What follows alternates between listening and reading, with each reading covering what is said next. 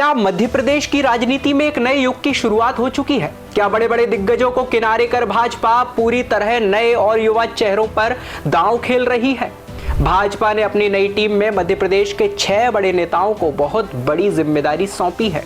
इसे पार्टी का पीढ़ी परिवर्तन फॉर्मूला कहा जा रहा है, जिसमें जातीय समीकरण का भी पूरा ध्यान रखा गया है। लेकिन कौन है ये 6 नेता, जिनका अतीत क्या था, आज ये कहां हैं और आने वाले समय में इनका क्या भविष्य होने वाला है?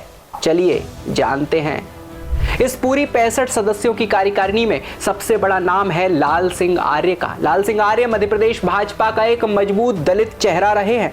पूर्व में प्रदेश सरकार में मंत्री भी रह चुके हैं और अनुसूचित जाति यानी एससी मोर्चे के राष्ट्रीय अध्यक्ष के रूप में संगठन को मजबूत किया है। इन्हें अब राष्ट्रीय उपाध्यक्ष जैसी बेहद महत्वपूर्ण जिम्मेदारी दी गई है, जो अब भाजपा की राष्ट्रीय कार्यकारिणी में नितिन नवीन के बाद दूसरे नंबर पर रहेंगे। इनका काम राष्ट्रीय संगठन में दलित नेतृत्व को मजबूत बनाए रखना है।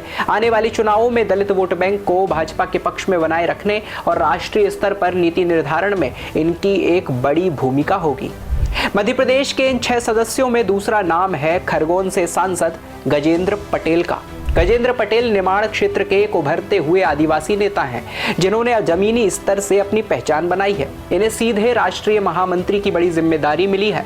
इनका मुख्य काम राज्यों के संगठन समन्वय और चुनावी रणनीति को संभालना है। मध्य प्रदेश के मालवा, निमाड़ और देश के अन्य राज्यों में आदिवासी वोटर्स को साधने में ये भाजपा के मुख्य रणनीतिकार बनकर उभरेंगे।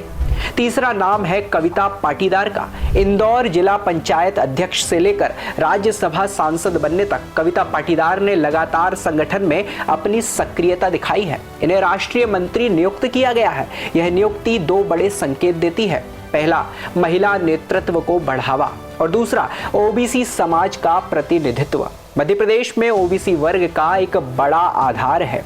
भविष्य में ये पार्टी के भीतर महिलाओं और पिछड़ों की एक प्रमुख और प्रभावशाली आवाज बन सकती हैं।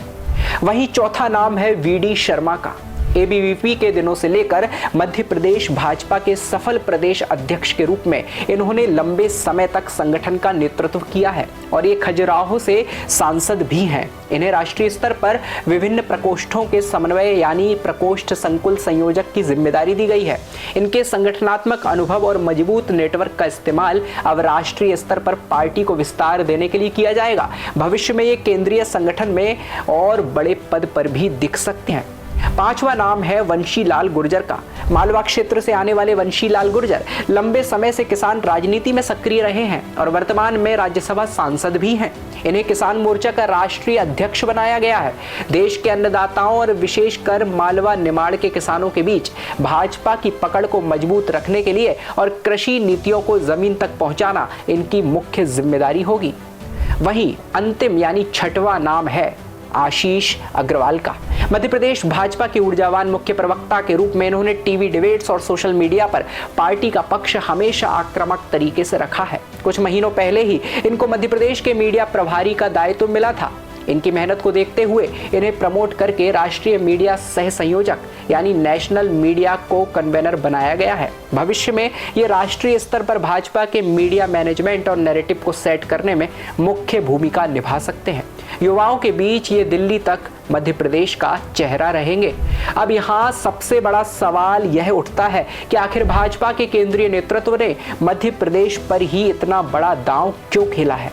इसका सीधा जवाब है, मध्य प्रदेश भाजपा का वो सबसे मजबूत और अभेद्य किला है जिसने लोकसभा चुनाव 2024 में क्लीन स्वीप करते हुए इतिहास रचा था। दिल्ली के शीर्ष नेतृत्व को यह बखूबी पता है कि मध्य प्रदेश का सांगठनिक ढांचा सबसे मजबूत है। इसीलिए आगामी राज्यों के विधानसभा चुनावों और भविष्य की राष्ट्रीय राजनीति को धार देने के लिए मध्य प्रदेश के नेताओं के संगठनात्मक अनुभव का इस्तेमाल किया जा रहा है और मध्य प्रदेश से एक साथ 6 बड़े चेहरों को राष्ट्रीय टीम में इतना महत्वपूर्ण भूमिकाएं देना साफ संकेत देता है कि देश की सत्ता का रास्ता भले ही उत्तर प्रदेश से होकर गुजरता हो, लेकिन भाजपा के संगठन को चलाने और उसे मजबूत करने का पावर हाउस अब मध्य प्रदेश बनता जा रहा है।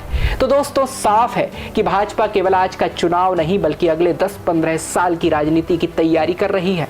पुराने दिग्गजों की जगह अब नए और ऊर्जावान चेहरों को आगे लाना इसी पीढ़ी परिवर्तन का हिस्सा है। आपको क्या लगता है, भाजपा का यह नया फॉर्मूला कितना कामयाब होगा? कमेंट सेक्शन में अपनी राय जरूर बताएं। अगर वीडियो अच्छी लगी हो तो उसे लाइक करना, दोस्तों के साथ शेयर करना और चैनल को सब्सक्राइब करना ना भूलें। मैं शिवम सिसोदिया, बने रहें आचरण न्यूज के साथ।